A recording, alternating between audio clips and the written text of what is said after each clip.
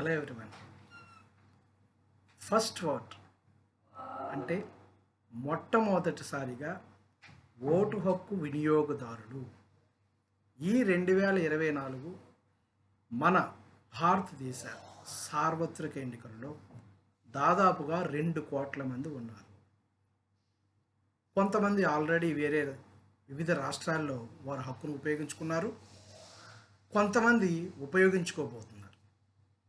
ముఖ్యంగా తెలుగు రాష్ట్రాల్లో ఆంధ్రప్రదేశ్, తెలంగాణలో ఈ మే 13వ తారీఖున ఈ ఓటర్లందరూ కూడా తమ తమ ఓటు హక్కును వినియోగించుకోబోతున్నారు.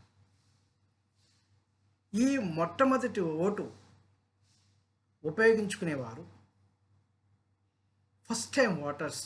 వారి యొక్క ఓటు చాలా కీలకమైనది, అత్యంత ప్రభావితమైనది. అందువల్లే పూర్తి స్థాయిలో ప్రజాస్వామ్యంలో ఓటు హక్కు యొక్క వినియోగం వైశిష్ట్యాన్ని తెలపడం కోసం అనేక రకమైన సదస్సులు, ముఖ్యంగా నేషనల్ ఓటర్స్ డే సందర్భంగా విద్యా సంస్థల్లో అవగాహన సదస్సులు ఏర్పరిచారు. సంఘ సంస్కర్తలు, కొంతమంది రాజకీయవేత్తలు, నిస్వార్థ రాజకీయవేత్తలు కూడా వేరే ప్రదేశాల్లో కూడా వీటి మీద అవగాహనని కల్పించడానికి చాలా సమావేశాలు ఏర్పాటు చేశారు. దీనివల్ల నిజానికి చాలామంది ఈ ఫస్ట్ ఓటర్స్లో ఒక రకమైనటువంటి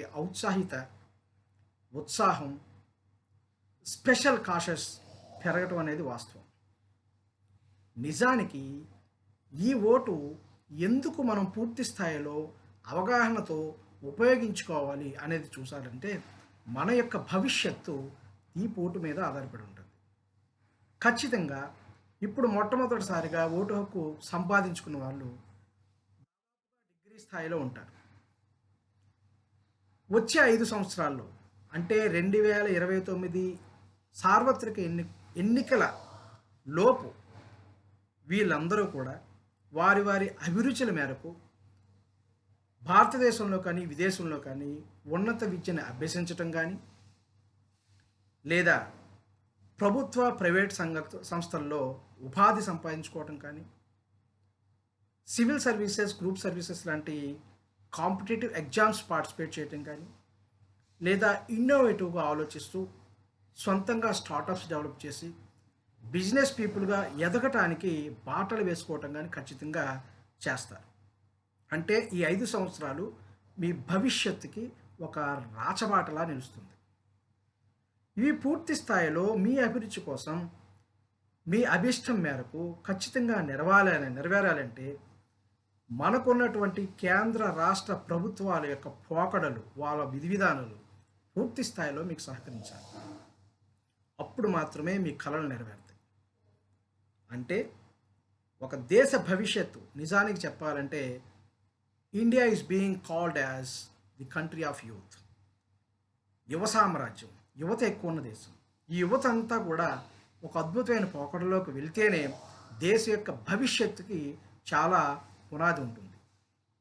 సో ఇటువంటి విషయాల్లో ఇవన్నీ మనం పూర్తి స్థాయిలో నెరవేర్చుకోవాలంటే ఖచ్చితంగా మన ఓటు హక్కుని సద్వినియోగపరుచుకోవాలి. దీన్ని ముఖ్యంగా చూసుకోవాల్సింది ఎటువంటి అపోహలకు కానీ, అభిమానాలకు కానీ, ప్రలోభాలకు కానీ దారి తీయకుండా మన నియోజకవర్గాల్లో అటు అసెంబ్లీ కానీ పార్లమెంట్ స్థానాల్లో కానీ పోటీ చేస్తున్న అభ్యర్థుల యొక్క వ్యక్తిగత చరిత్రలు, వారి పోటీలో వాళ్ళు ఇండిపెండెంట్లు కానివ్వండి, లేని పక్షంలో ఏదైనా ఒక జాతీయ రాష్ట్రీయ పార్టీలు కానివ్వండి, వాటి యొక్క పోరాపర చరిత్రలు, వాళ్ళు అవలంబించే విధానాలు, ఈ విధమైన ట్రాన్స్పరెన్సీ, ఇదంతా కూడా ఖచ్చితంగా పరిశీలించాలి. నిజానికి 2019 సంవత్సరంలో ఎలక్షన్ జరిగేటప్పటికి ఇప్పుడు ఉన్న ఫస్ట్ ఓటర్స్ అందరికీ కూడా రాజకీయ చైతన్యం కానీ, రాజకీయ అవగాహన కానీ పెద్దగా ఉండే అవకాశం లేదు. బట్ గత 4 ఏళ్ళుగా ముఖ్యంగా ఈ సోషల్ మీడియా యొక్క ప్రభావం చాలా ఉధృతంగా పెరిగిన తర్వాత అటు రాజకీయ చైతన్యం, అవగాహన పూర్తి స్థాయిలో పెరిగింది. దానివల్ల ఇప్పుడు మన ఏరియాల్లో కంటెస్ట్ చేస్తున్న అభ్యర్థుల యొక్క వ్యక్తిత్వం, ఆ పార్టీల యొక్క పోకడలు, మేనిఫెస్టోల్లో ఎంతవరకు సాధ్యం అసాధ్యం, ఏవి భవితకు నిర్వహిస్తాయి అనేది పూర్తిగా అవగాహించుకుని ఖచ్చితంగా ఏ విధమైనటువంటి బద్ధకానికి లోనవ్వకుండా నోటా అనే విషయాన్ని అస్సలు ఎట్టి పరిస్థితుల్లోనూ దగ్గరికి రానివ్వకుండా పూర్తి స్థాయిలో మీరు మీ అభిరుచులు మీ అభిప్రాయాలు ఖచ్చితంగా ఏ విధంగా అయితే బాట వేస్తాయి భవిష్యత్తుకి ఏ విధంగా పునాది కల్పిస్తాయి అనే అంశాన్ని దృష్టిలో పెట్టుకుని ఆ అభ్యర్థులకి అటు అసెంబ్లీలో కానీ పార్లమెంట్లో కానీ మీరు ఓటు వేసుకుని ఓటును సద్వినియోగపరుచుకుంటే మీ భవిష్యత్తు అద్భుతంగా ఉండే అవకాశాలు ఉంటాయి. అంతేకాకుండా ప్రజాస్వామ్యం పరిరక్షణ దేశ ప్రగతి ముఖ్యంగా ఆంధ్రప్రదేశ్ లాంటి రాష్ట్రాలు కొత్తగా విభజించబడిన రాష్ట్రాలు ఇవన్నీ కూడా పూర్తి స్థాయి సుసంక్షేమం సమగ్రాభివృద్ధి సంపాదించాలంటే అందరూ కూడా ఓటుని సద్వినియోగపరుచుకోవాలి. ఈ సద్వినియోగం అన్నది ఏ విధమైన అభిమానాలకి ప్రలోభాలకి అపోహలకి పోకుండా ఈ విషయాలన్నీ గుర్తుపెట్టుకుని భవిష్యత్తు మనం దేశంలో భాగం కాబట్టి మన భవిష్యత్తు దేశ భవిష్యత్తుకి కారణభూతవుతుంది కాబట్టి ఖచ్చితంగా ఈ విషయాలను గుర్తుపెట్టుకుని ఓటుని సద్వినియోగపరుచుకుని దేశ రాష్ట్ర ప్రజాస్వామ్య పరిరక్షణ సమగ్రాభివృద్ధిలో అందరూ పాలు పంచుకోవాలని కోరుకుంటున్నాను.